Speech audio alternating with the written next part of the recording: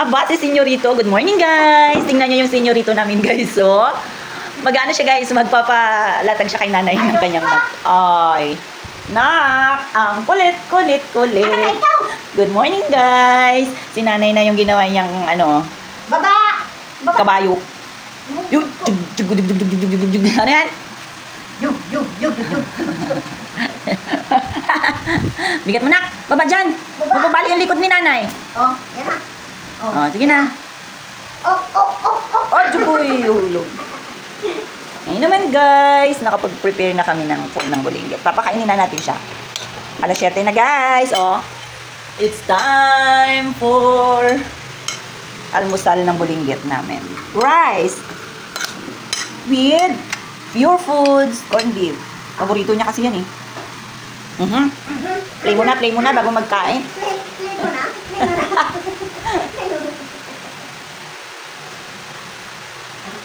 Kain na.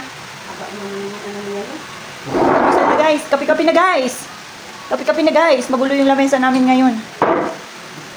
Pasensya lang, guys. At magulo yung aming lamesa. Yung mga bata, naglalaro sa labas, aga pa. Saya-saya na nila. Tingnan nyo, guys. Kahapon, grabing ulan. Ano mga bata, guys, aga pa dyan na sila sa harap ng gate.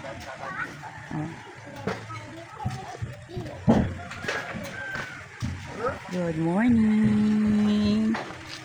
Yan, guys, aga pa, nandiyan na sa labas ng gate yung mga bata. Kasi, guys, yung nanay nila ay nagtitinda. Kaya walang nag-aasikaso. Mahirap talaga pagka malayo yung yung mga magulang sa anak. No, Nay? Yan na si Chris na siguro.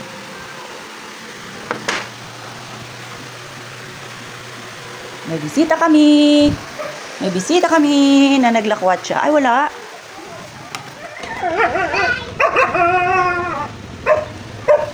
Wala pa pala. O, halika na. Kain na din, anak. Mamaya na yung silip-silip dyan. Let's go na. Kaya na, mamaya na maglabas. Coffee tayo. Coffee time. Halika na, kain na.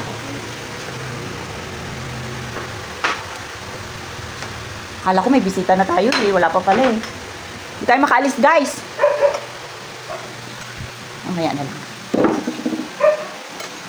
Tingnan nyo kay nanay, guys. Black coffee. Ang kanyang almusal ay rice. At nakapagluto na si nanay, guys, ng sinangag. Sinangag pa lang, wala pang ulam. Kakain muna ng alaga. Thank you very much for watching, guys.